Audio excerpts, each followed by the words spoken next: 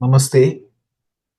Happy Pongal, Makara Sankranti, and my wishes to all of you. I know that a lot of people are attending temple programs and could not join the class, but we thought we will continue with the sessions. We will publish the recording in a day or two. So we have been discussing Vibhuti Yoga, chapter 10 of the Bhagavad Gita. And we covered up to Shloka 18 and we started Shloka 19 in the previous session. So we'll pick up the thread and we will continue. So this chapter is a very interesting chapter because we transition to this chapter from chapter 9. And if you really look at chapter 7, chapter 8, chapter 9 up to chapter 12, the theme of this chapter, the main theme of this chapter is Ishvara. Understanding Ishvara. Understanding the governing principle of the universe. Understanding that governing principle that manages all the natural laws of the universe. It's very important to understand that Ishvara rather than blindly believing in. And Krishna was systematically unfolding the nature of the Ishvara. There is a higher nature and lower nature of this Ishvara. And the higher nature is known as Para Prakriti, which is nameless, formless, which is all-pervading, which is beyond the matter, beyond the energy, which is of the nature of the consciousness, and that is the true nature of the Ishvara. But it is very difficult for a seeker to directly experience that divinity, even though that is the same divinity that enlivens each one of us. It's not going to be that easy. And that is why we have a Saguna Ishvara, which can be visualized, which can be prayed, etc. So that para Prakriti and Apara Prakriti is there. So when you really look at the Apara Prakriti, everything in this universe is a manifestation of that Ishvara, that Ishvara's nature. So that is the Ishvara we were talking, and that is the Ishvara we were trying to explore. So when we think that it is very difficult for an ordinary seeker to understand or even experience that Ishvara, Krishna said, no, it is not that difficult. Open your eyes. Whatever glories you see in this universe, wherever there is a manifestation of that glory is Ishvara.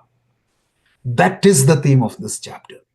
So in this chapter, Shloka 1 to 3, Krishna introduced this idea. And then he explained this glory in a very brief manner. Very brief manner. He said, like, everything is Ishvara, not just the external world. The internal world you experience, every thought you experience is Ishvara's manifestation. Every emotion you experience is Ishvara's manifestation. Whatever you experience internally or externally is nothing but Ishvara. And then he said, there are three forms of devotion. First, you start with Eka Rupa Bhakti. You see the Ishvara in a name and form. And that get transitioned or evolved into Aneka Rupa Bhakti or the Virat Rupa Bhakti or the Vishwarupa Bhakti. You see everything as Ishvara. The sun is the manifestation of the Ishvara. The moon is the manifestation of the Ishvara. The water is the manifestation of the Ishvara. The sky is Ishvara. Everything is Ishvara. So that is the Virat Bhakti. And the benefit of such Virat Bhakti also is highlighted because the Virat Bhakta, it is much easier because Krishna said, when you have that Virat Bhakti, I will bless you. I will step by step take you to that highest knowledge and give you the liberation. So this Virat Bhakti is explained. The benefit of the Virat Bhakti is explained. And then Arjuna wanted to know. Arjuna wanted to know a little bit in detail because it is so important to find a way to see that Ishvara everywhere. I don't have to go to look into the temples or the mosque or the churches to see the Ishvara. I can see that Ishvara everywhere. Wherever I look, I can see the Ishvara. I cannot miss that Ishvara in my day-to-day transaction. Arjuna was very much interested. So he asked Krishna, can you explain me? Can you help me to give me a little bit more details in seeing the glories of that Ishvara? That was his question. And from Shloka 19 onwards, this glory is elaborated by Krishna. That is what we are going to see. So let's continue. Shloka 19. Let's start with Shloka 19. So let's listen to the chanting. Shri Bhagavanuvacha Hantate kathayishyami Divyahyatma vibhutayaha Pradhanyata kuru shrestha Nastyanto vistarasya me. Very interestingly, Krishna replies to Arjuna. He said, well, Arjuna, I am going to explain you all my divine glories or highlighted glories, because if I need to explain all the glories, look at the number of manifestations in this universe. It's infinite. It's not possible for anyone to explain the glories of Ishvara.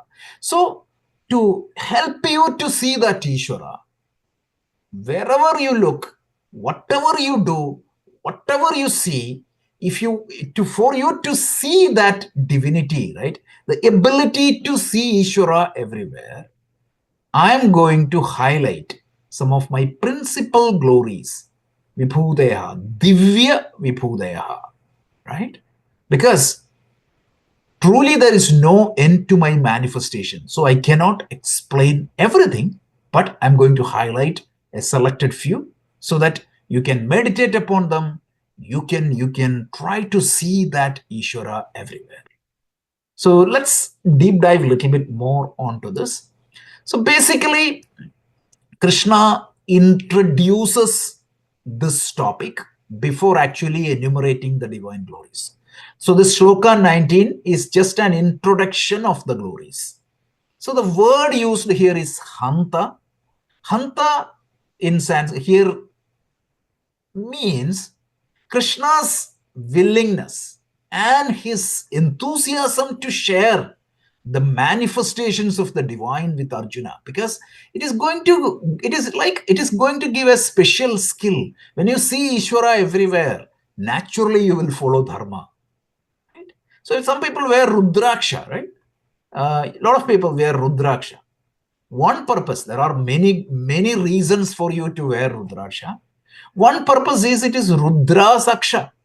It symbolizes the eye of Shiva. When that eye of Shiva is there on you, what happens? You always get protected. And you will be always vigilant, because I'm constantly watched by Shiva. So I don't do anything anything silly or anything adharmic. So like that, whenever I see Ishvara everywhere, I cannot miss Ishvara. So that is one thing. So he said the word Hanta is used to show his enthusiasm. And we talked about the difference between the ordinary and the Divya Vibhuteha.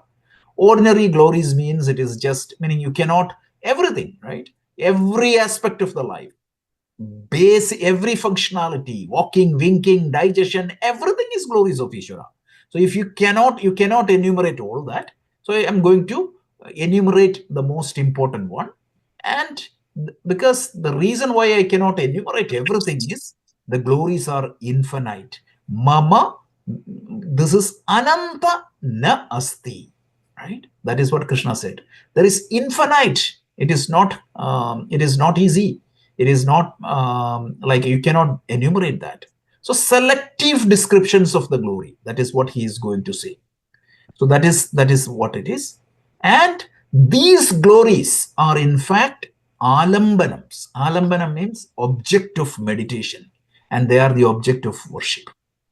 So that is the idea. And the Arjuna here in the shloka is addressed as Kurushreshta, the best among, or the greatest among in your dynasty, because you chose to understand Ishvara. And those who understand, those who put effort in understanding Ishvara, those who put effort in getting connected with Ishvara, they are truly the greatest one in a set of people. So Arjuna is addressed as Kurukshetra, Kurushreshta. This is the reason. So the thing is that Krishna sets the stage for the enumeration of these divine glories. And these glories are not just to inspire Arjuna, but it serves as a meditative tool for all of us. So let's try to deep dive into these glories. So we'll try to see three more shlokas, and each of these shloka offers a lot of content for meditation. શું કરે છે? કેમ લોક કર્યું? કેમ લોક કર્યું? I'm sorry. Sorry. Not a problem. Not a problem. Okay. So let's continue.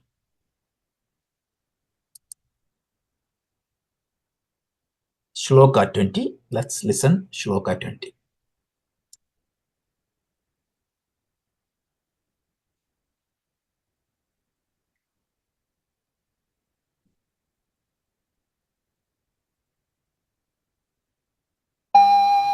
अहमात्मा गुडाकेशः सर्वभूताशयस्थितः अहमादिश्च मध्यं च भूतानामन्त एव च.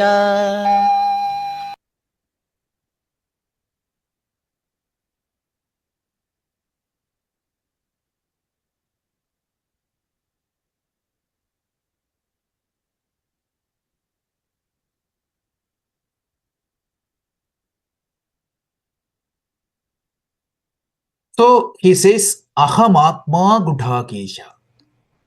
I am the Atma, the consciousness in every living, in every being.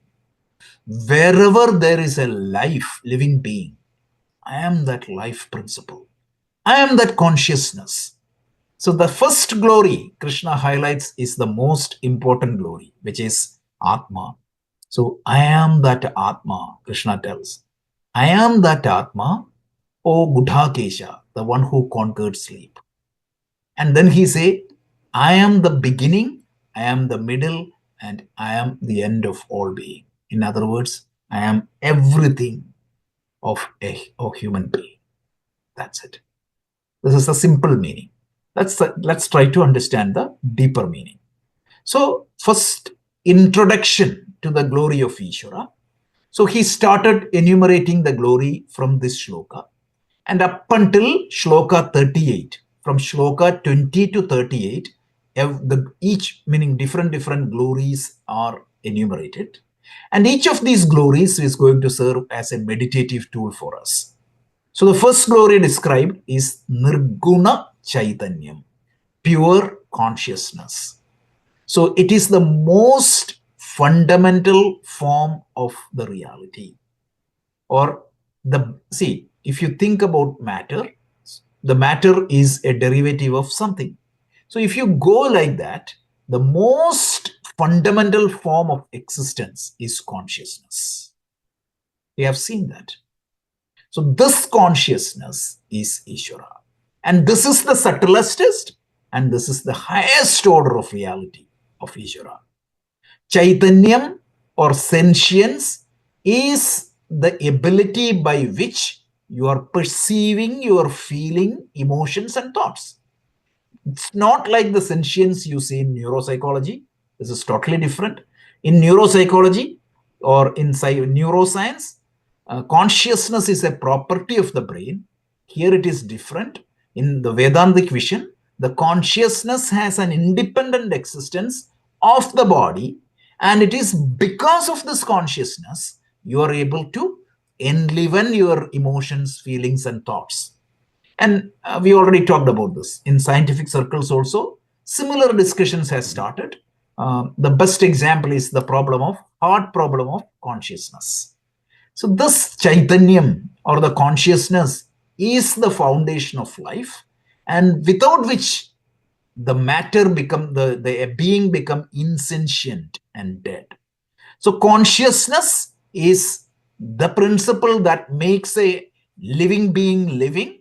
So Krishna highlights that principle which gives you the life is me. So that is glory number one. So this consciousness, as I said, the importance of Chaitanya is this is the ultimate reality, Paramarthika Satyam. Every other glories, right?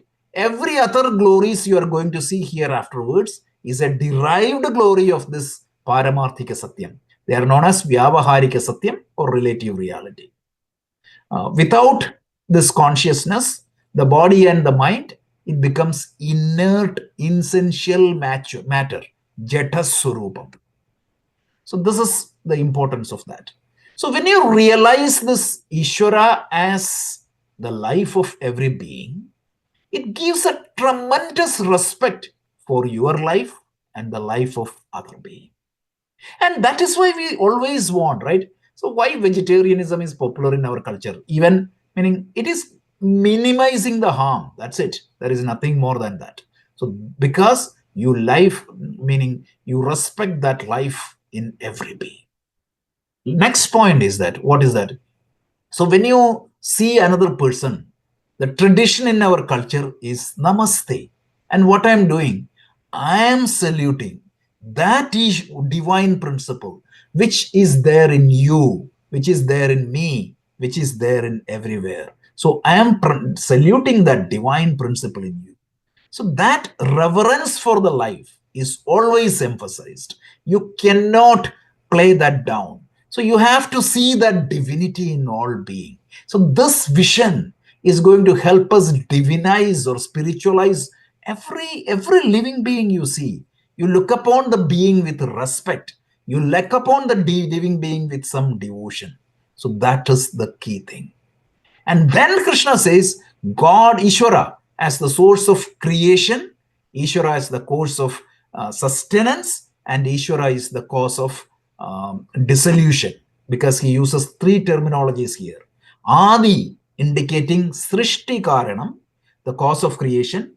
Madhya means Sthiti Karanam, the sustaining principle. And Anta, Laya Karanam, the dissolution principle. So all these things are Ishvara. So the simple analogy is the analogy of the pot and clay in Vedanta. The clay exists before the creation of the pot.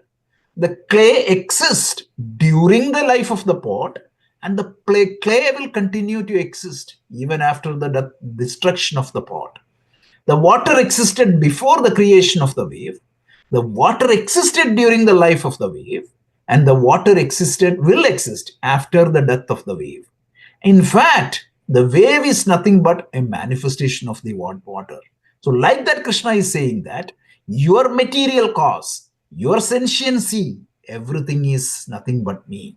So, I provide existence to the living being, I provide consciousness to the living being. This is what it is. And this is what Krishna highlighted. So there are some psychological and spiritual insights. The first one is Bhagavan is the eternal cause and the only cause, and that only cause is the true security. Whatever else you get in life, that won't give you that security. Only Bhagavan, only Ishvara. So relying on that Bhagavan is going to give you that full, it is like an anchor and biggest resilience that hooking into that Bhagavan. So the first glory highlighted is glory number one. Ishvara is consciousness, and Ishvara is the material cause of all living beings.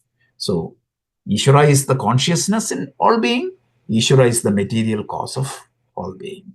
So this is the glory number one. So to conclude, Krishna begins the description of the glories by saying that Chit Rupa Vibhuti, consciousness as the Vibhuti in the form of consciousness. The Vibhuti is the Nimitta Upadana Karana. So these two highlighted. So now we will continue. The next shloka, shloka number 21.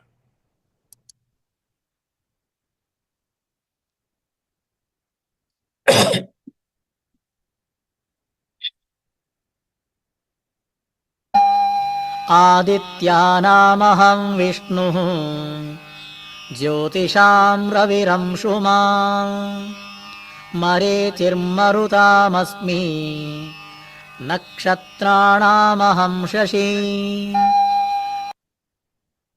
Another beautiful shloka. Again, all these shloka, he follows a pattern. What is that pattern? All glories are mine. But if you want to see me, look for that special glories. So he is just highlighting that special glory. So he says, among Adityas, I am Vishnu. Among all the luminous bodies, I am the sun. Among the Maruts, I am Marichi. And among the night luminaries, I am moon. So this is an easy way to spot the presence of divinity. So let's try to deep dive into each of this a little bit more. Right? So the whole idea is, from this shloka, meaning already started, Krishna begins listing his manifestations or the vibhutis, emphasizing that everything glorious in this universe is Krishna's manifestation. It is an easy way of identifying Ishvara. When you say Krishna, don't think Mr. Krishna. It is the Ishvara. Krishna is talking as the Ishvara. So this list includes worldly glories, scriptural glories. So whatever highlighted in the scripture, Puranas, meaning when I say scripture, it is the Puranas, the mythological stories. Meaning he take example from the mythological stories. He take examples from the day-to-day universe you see, and he takes example from the spiritual world also. So to highlight the glories of the divine. So these are some of the introduction. And first he says, among Adityas, I am Vishnu. So Aditya means it is, see, the thing is that the whole Vedic literature symbolically represents the entire universe as in the form of each deities. Because wherever you see some intelligent order working, you visualize it like a devata. That's it. So the sun, the Surya, is visualized like 12 celestial deities representing each month of the year. So the thing is that, look, you have to understand that ancient worldview, right? So in that ancient worldview, whenever you look at the sun each month, you experience the sun in different form. The winter, you see the sun a little bit less, meaning it's not that the sun is anything less or anything like that, but your observation during each month of the sun gives you a different experience of Suryas. So that is why the plural is used, Adityas. And out of that 12 Adityas, the most glorious form of sun, it is neither too hot nor too cold, meaning that type of weather, that Aditya, we visualize that as Vishnu. So that is why among Aditya, meaning whenever you see that form of sun, which gives you happiness, which is in the most best possible manner, neither too hot nor too cold, that time see the glory of Ishvara. It's not that the other forms of Surya are not manifestations of Ishvara, but it is easy for you to recognize in special things. So that is why the first thing is, among the Adityas, I am Vishnu. The second point, he say, among all these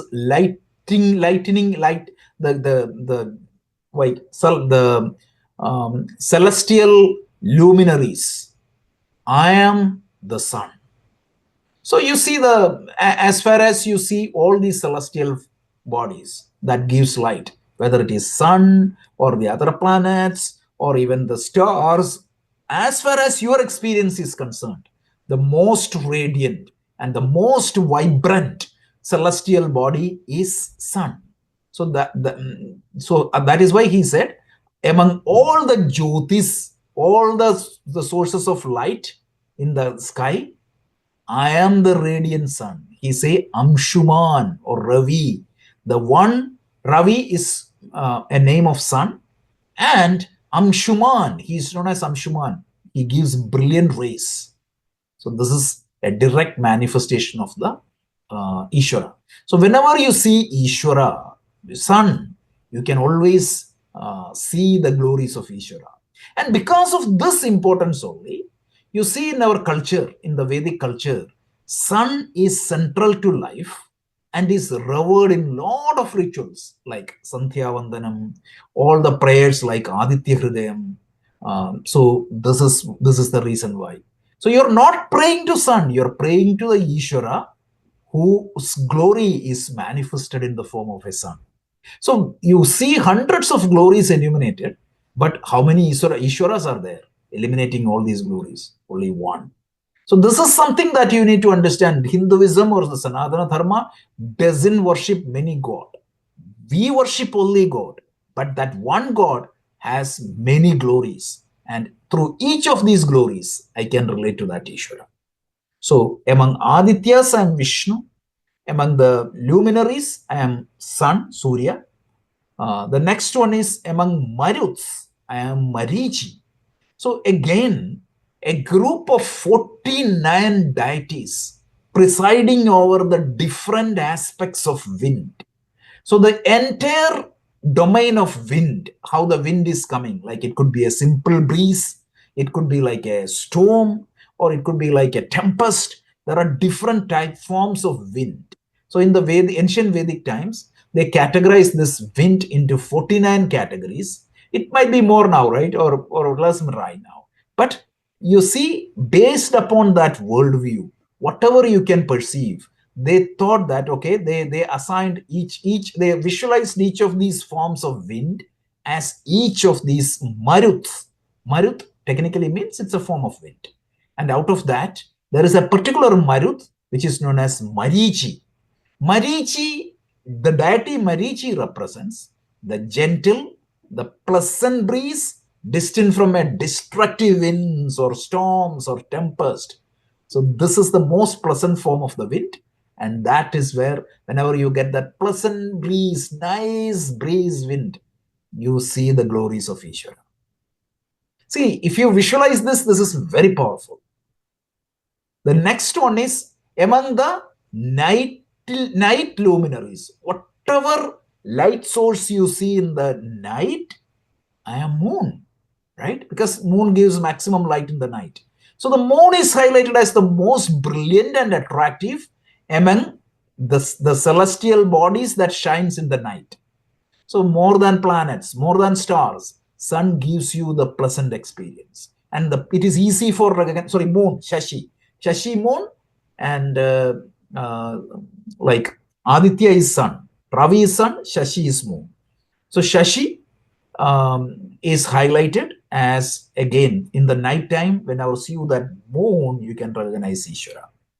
So that's why, again, in our rituals, this moon is highlighted, particularly during full moons like Paurnami, like you make some offering. Again, you are offering not to the moon, but you see the recognizing that glory of the Ishvara I am worshipping. That's it. So there are some cultural and scriptural context. One is like there are 33 principal deities are highlighted here, right? So 12 Adityas, 11 Rudras, 8 Vasus, Indra, Prajapati, all are very much significant in various Vedic rituals. So they all known as, like, there is a technical term you call in the Vedas. It is called Hour Book. These are the recipient of oblations. So you pray to all these 12 Adityas. Whenever I pray, meaning I am the Vishnu, Krishna tells 11 Rudras out of that, out of the most powerful Rudra is the Shiva. Then 8 Vasus, Ashtavasus, Indra, Prajapati. These are some of the deities in the ancient Vedic times people used to worship. These 33 principal deities, right? So out of these 33 principal deities, 33 how many 12 Adityas plus 11 Rudras, that is 24. 24 plus 8 Vasus, that is 32. Then Indra. So that is 33. So these 33 principal deities are very significant. Sorry, 12 Adityas, 11 Rudras. That is 23. 8 Vasus, that is 31. Indra and Prajapati. Put together 33 principal deities. These principal deities are known as Haurabhuk. And just a context, Brihadaranyaka Upanishad mentions that these 33 deities multiplies into 330 million deities celebrated in the Hindu tradition. These are all not significant for the Gita study, but just when we came across these terminologies, just mentioning it, just for giving some cultural context. Other than the cultural context, there is no significance for this. So don't worry about that. So the whole idea is divine in the ordinary. Whatever you see in the nature, this type of descriptions helps you to identify that divine glories. And we can use these as symbols of worship, alambanas, and universal accessibilities. These are accessible to all the people. It's unlike Nirguna Brahma, which is accessible to only to a few people. These alambanas are accessible to all the people. That's it. So that's the shloka 21. So we will cover one more shloka, which is 23, 22.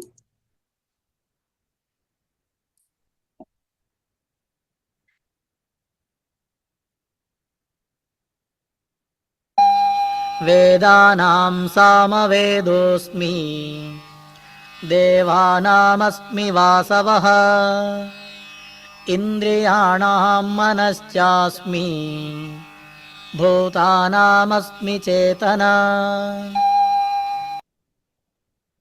Another beautiful shloka. Oh, sorry. I think you, Rajaji, you I made didn't some change other. the slide. Yeah, sorry. वेदानां सामवेदोऽस्मि देवानामस्मि वासवः इन्द्रियाणां मनश्चास्मि भूतानामस्मि चेतना. You say, among Vedas, I am the Samaveda. Among the Ishwaras or the deities, I am Vasava. Vasava means Indra, also known as Indra. Among the sense organs, I am the mind. And then he say, among all the living beings, I am the consciousness. Again, he repeats. Again, once again, he is trying to explain how you can see that divinity in everywhere. So more examples are given. So let's do a quick deep dive of this shloka. So he say, out of all Vedas, there are, as you know, there are 4 Vedas, Rik, Yajur, Sama, and Atharva. Krishna identifies himself with Sama Veda. Why? The other Vedas are equally important, but you see something unique in Samaveda. It is musical. Remember the 4 Vedas? We talked about this in the Ramayana class also. Rik Veda is Padyatmakam, it can be chanted. Yajurveda is Gadyatmakam, it can be read. Samaveda is Ganatmakam, it can be sung. And Atharva Veda is a combination of all. So because of that musical aspect, Krishna highlights, when you hear that Samaveda, it like you feel really attracted to it. So that Samaveda, I'm meaning, see that whenever you see that Samaveda, see me in that. So that is the whole idea. And because as I said, like all these Vedas are melodic, but Samaveda is particularly appealing because of its musical aspect. Krishna's glories, then out of all the deities, Devas, I am Vasava. King, Devendra, I am the controller. I am the king of all the deities. Out of all the deities, I am Indra.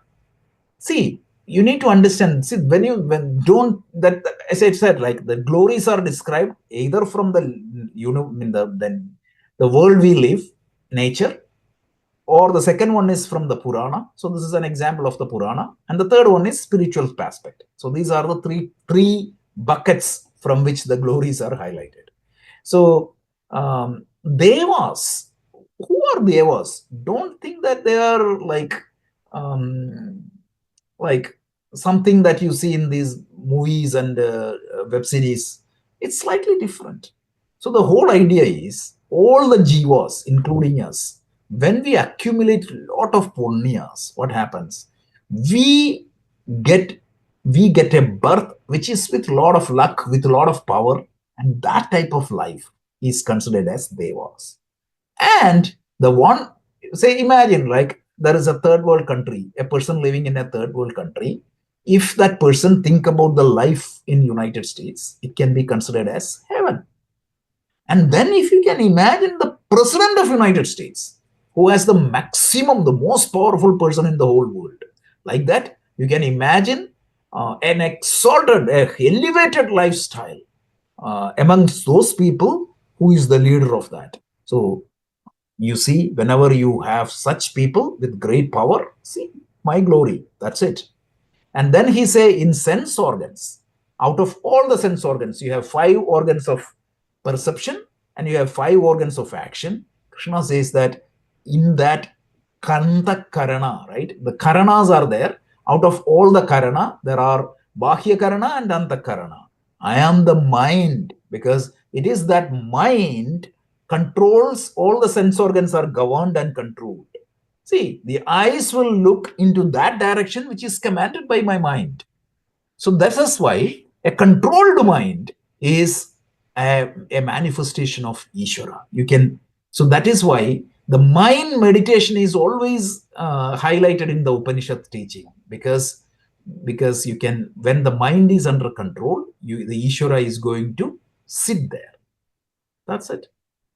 How do you see that glory of the mind in yourself?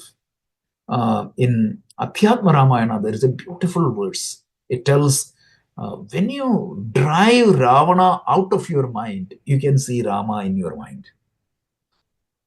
When Ravana is like, you eliminate Ravana from the mind, you see Rama. That you need to make your mind an adobe of Rama. Krishna here also highlights that. That is why this mind is very much highlighted. And then he say, when you think about all the living being, I am the consciousness, which we highlighted in the previous shloka. So that's it. So that is why you need to respect the life, and you need to think about ahimsa. All these things became important when you think about this. So 3 shlokas we considered. So in the first shloka, we saw Krishna like highlighting his presence in the consciousness of all the living. Wherever you see life, see me. Second thing is that whenever you see the body of a living being, it is nothing but me. From me only it was born, in me only it exists, and finally it comes back to me. So that is it. So that is clear. And the next one is, he says, out of all the Adityas, out of the 12 Adityas, I am Vishnu. Out of all the Maruts, I am Marichi. Out of all the luminaries, I am Sun, because that has the maximum brilliance. And out of all the night luminaries, I am Moon, he highlighted. And all the Vedas, I am the Samaveda. And out of all the Devas, I am Vasava, Indra. Then out of all the organs, I am the mind. And out of all the human living being, I am the consciousness.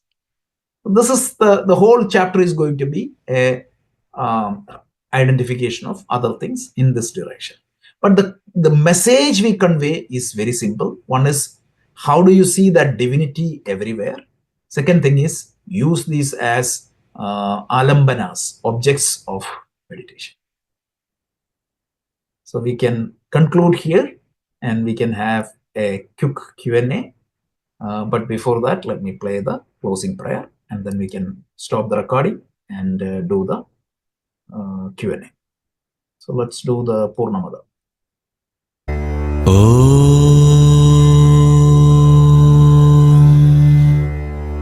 Purnamada Purnamidam